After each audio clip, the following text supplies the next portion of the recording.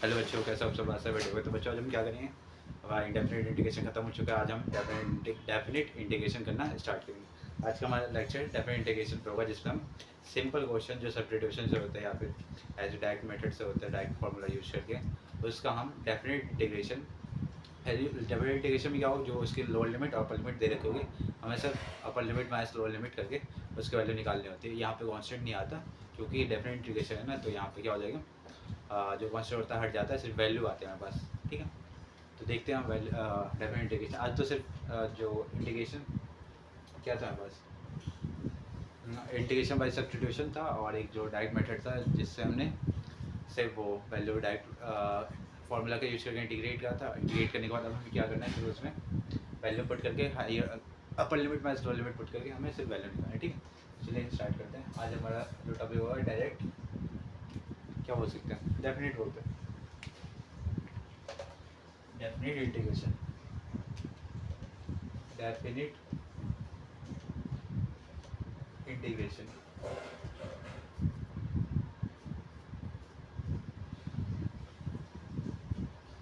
ठीक है, तो डेफिनेट इंटीग्रेशन है बस।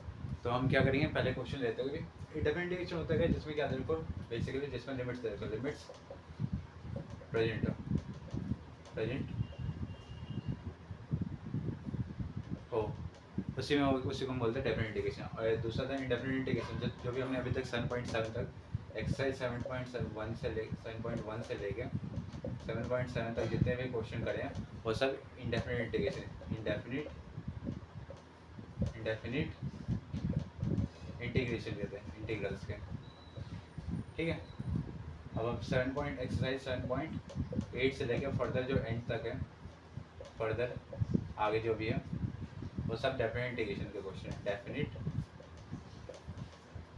इंटीग्रेशन के क्वेश्चन है, इंटीग्रल्स। ठीक है, तो यहाँ तक तो हम कर चुके हैं डेफिनेट इंटीग्रेशन को। तो आज हमारा है डेफिनेट इंटीग्रल्स का लेक्चर। तो चलिए स्टार्ट करते हैं।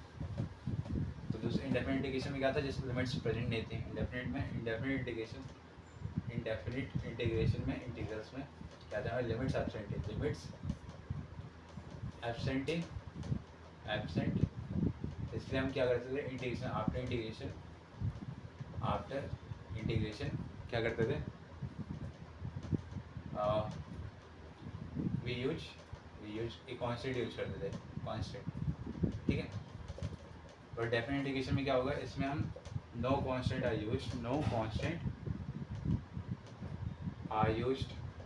Used after integration. क्यों नहीं करते, क्योंकि इसमें हम क्या करते हैं, जब आफ्टर इंटीग्रेशन के बाद आफ्टर इंटीग्रेशन के बाद क्या करेंगे, हम वैल्यू पुट करेंगे और हम सीधा सॉल्व कर देंगे। अपर लिमिट की वैल्यू पुट करके माइनस लोअर लिमिट की वैल्यू पुट करके माइनस करेंगे, minus lower limit put, upper limit की वैल्यू पुट करके जो वैल्यू आएगी माइनस उसको जो लोअर लिमिट की वैल्यू पुट करने से जो वैल्यू आएगी दोनों को माइनस करते हैं। ठीक है, अपर लिमिट माइनस लोअर लिमिट होता है। तो ये होता है हमारे दोनों में डिफरेंस यही था। ठीक है, तो आगे देखते हैं, अब क्वेश्चन में देखते हैं कैसे आते हैं, क्वेश्चन कैसे होते हैं। टॉपिक में डालें,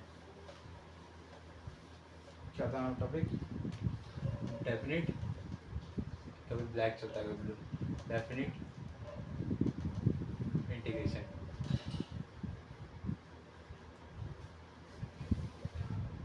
ठीक है, जैसे कोई क्वेश्चन लेते हैं, इंटीग्रेशन ऑफ, देखा जैसे सिंपल लेते हैं, जो कि फॉर्मूला जो कि एक्स की पावर एन का इंटीग्रेशन था ना, उससे बेस पे लेते हैं। जैसे एक्स की पावर 3 है प्लस एक्स है, हमें इसका इंटीग्रेशन करना है, कैसे होगा,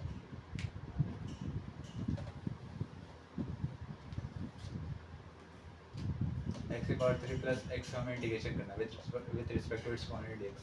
कैसे होगा, यहाँ पे हमें क्या होगा, डेफिनेट इंटीग्रेशन है तो यहाँ पे लिमिट्स दे रखी है। इसको बोलते हैं हम लोअर लिमिट, जो नीचे वाली वैल्यू होती है इसको बोलते हैं अपर लिमिट। लोअर लिमिट की वैल्यू इसको बोलते हैं लोअर लिमिट, और इसको बोलते हैं अपर लिमिट। अपर लिमिट्स, ठीक है। तो इसमें वैल्यू दे रखी है लोअर लिमिट्स और अपर लिमिट की, क्योंकि ये डेफिनेट इंटीग्रेशन है। डेफिनेट इंटीग्रेशन में वैल्यू दे रखे होते हैं, और जो जिसमें वैल्यू नहीं देते अपर लिमिट और लोअर लिमिट की, उसको हम बोलते हैं डेफिनेट इंटीग्रेशन। ये दे रखी है वैल्यू, मान लीजिए ये दे रखी है 1 से 3 तक दे रखी है, ठीक है। हमें इसे इंटीग्रेट करना है, तो क्या होगा, इंटीग्रेशन ऑफ, पहले हम तो इंटीग्रेट कर लेंगे, उसके बाद वैल्यू को हम पुट करेंगे, दोनों को अलग सेपरेट कर देते हैं, D x plus integration of x D x, दोनों की लिमिट्स डाल देते हैं 1 से 3, इसके भी 1 से 3, ठीक। इंटीग्रेशन ऑफ एक्स क्यूब का इंटीग्रेशन एक्स की पावर 3 प्लस 1, एक पावर बढ़ जाती है और साथ में जितने पावर बढ़ते हैं उसे डिवाइड भी कर देते हैं, और इसके साथ लिमिट से पुट करेंगे 1 से 3 तक। इसका इंटीग्रेशन क्या होगा, एक्स की पावर 2, 1 प्लस 1 2 ही होता है, डिवाइड बाई 1 प्लस 1 2, लिमिट से पुट कर देता है 1 से 3 तक। अब कैसे करते हैं इसको, तो यहाँ पे कॉन्स्टेंट नहीं आएगा क्योंकि लिमिट्स दे रखे हैं। अब क्या होगा, एक्स की पावर यहाँ पर हो जाएगी 4 डिवाइड बाई 4, और 1 से 3 है, और साथ ही एक्स स्क्वायर डिवाइड बाई 2, 1 से 3। अब लिमिट्स पुट करते हैं और सॉल्व करते हैं।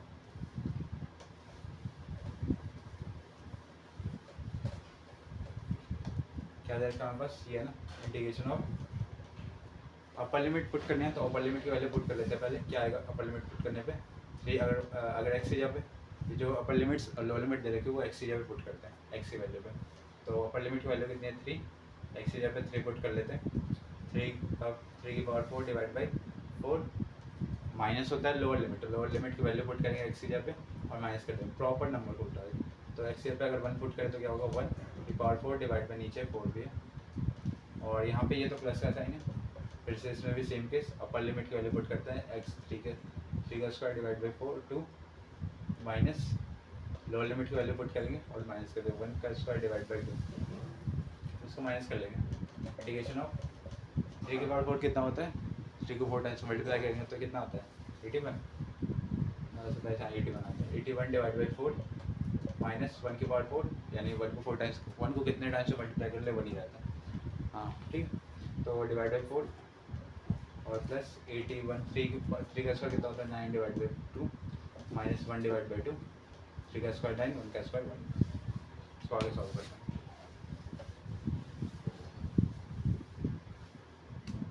इंटीग्रेशन ऑफ एलसीएम ले लेते हैं, यहाँ पे 4 एलसीएम 81 माइनस 1 प्लस यहाँ पर 2 एलसीएम, 2 से 2 1, 1 से 9 से मल्टीप्लाई 9, 2 से 2 को डिवाइड करें 1, 1 से 1 को मल्टीप्लाई करेंगे 1, ठीक है। आई होप एलसीएम लेना होता होगा। 4 से 4 को डिवाइड करेंगे 1, 1 से 81 को मल्टीप्लाई करेंगे 81, 4 से 4 को डिवाइड करेंगे 1, 1 से 1 को मल्टीप्लाई करेंगे तो 1, 81 minus 1 80 divide by 4 plus 8 divide by 2, ठीक है। सिम्प्लीफाई कर लेते हैं, कितना आएगा 2 40 40 20 के आसपास, और ये 4, तो 20 आई इक्वल टू 20 प्लस 4 कितना हो गई, I will be equal to 20। तो यहाँ पे कोई कांस्टेंट नहीं आएगा क्योंकि ये डेफिनेट इंटीग्रेशन, हमने वैल्यू पुट कर लिया उसके सॉल्व कर लिया। तो डेफिनेट इंटीग्रेशन यही है, ऐसे ही सॉल्व करते हैं, ठीक है। आप इसको नोट कर लीजिए।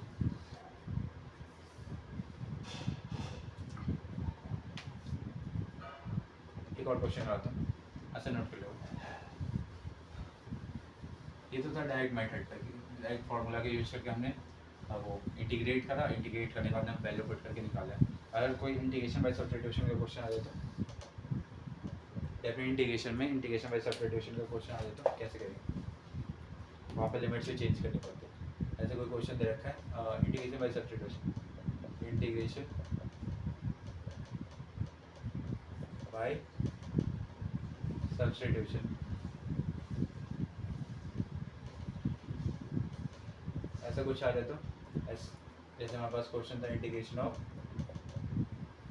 एक्स स्क्वायर या फिर x D x divided x divide by x square plus 1 दे रखा है, ठीक है। और हमें इसे इंटीग्रेट करना है या फिर स्क्वायर से कर देते हैं,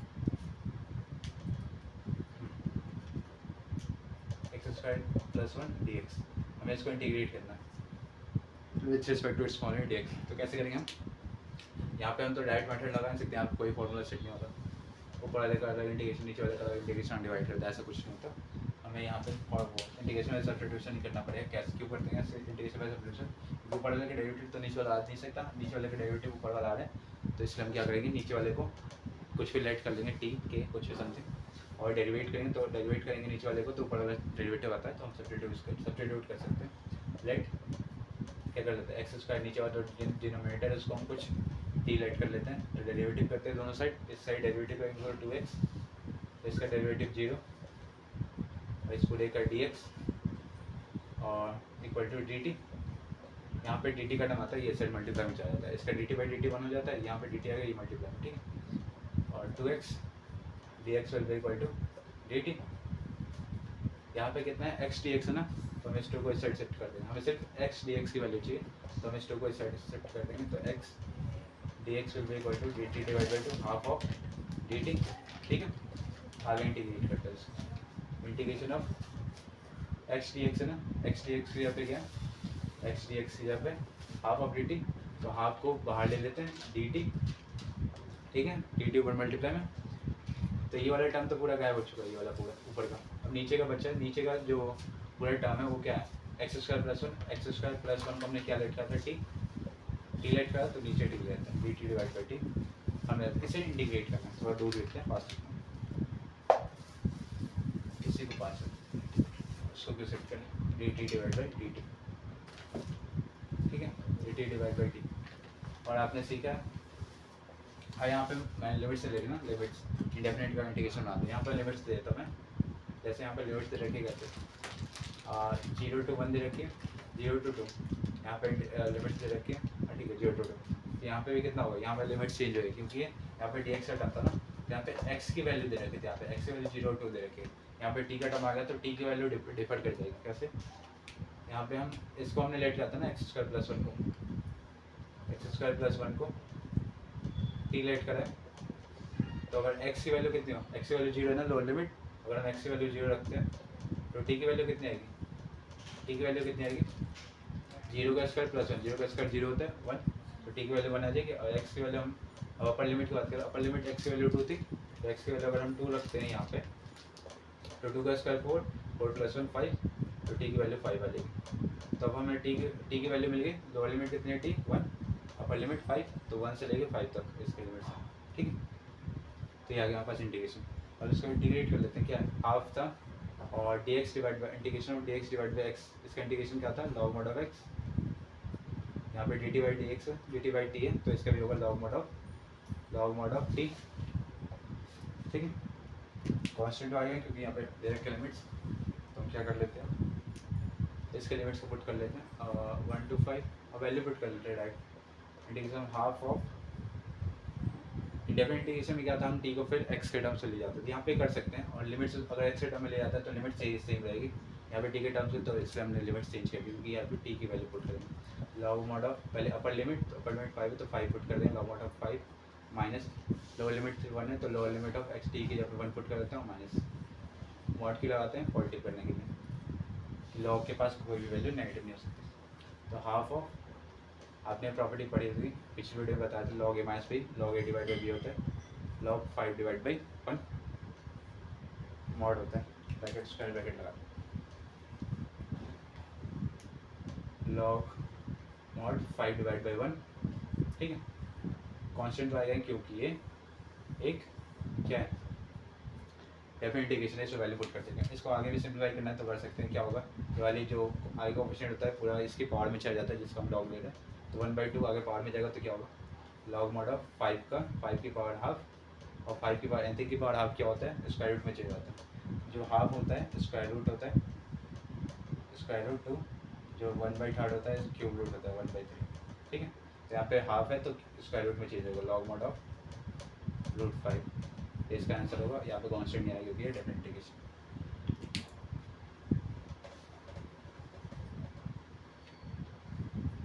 आप इसको नोट कर लीजिए,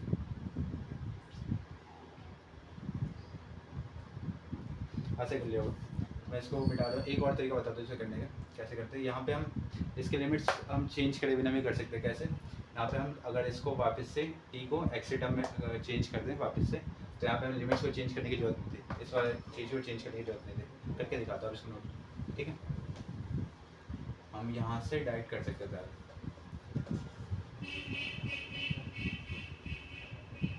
इसकी लिमिट्स मान लीजिए हमने ये नहीं निकाला अभी, अब इसको भूल लीजिए। ठीक है, अब यहाँ पे लिमिट्स की कोई जरूरत नहीं। हम इसको क्या करते हैं, अब हमने इसको इंटीग्रेट इस फॉर्म में चेंज कर डी के फॉर्म में, वापस अब टी के फॉर्म में चेंज कर लिया, इंटीग्रेट तो हो चुका है। अब हम टी की वैल्यू पुट कर देते हैं, सब्स्टिट्यूट लॉग मॉड ऑफ क्या है, टी की वैल्यू क्या लेते हैं हमने, लेट कहते हैं X square plus one mod of. अब एक्स के टर्म में आ गया तो हम एक्स के लिमिट्स पुट करते हैं, एक्स की लोअर लिमिट 0 है, टी के एक्स की अपर लिमिट 2 है, इंटीग्रेशन क्या होगा लॉग मॉड, फिर से अपर limit minus lower limit, upper limit put करते हैं half of log mod of x की वैल्यू 2 है तो 2 का square plus 1 minus half of, फिर लोअर लिमिट की वैल्यू पुट करते हैं लॉग मॉड ऑफ,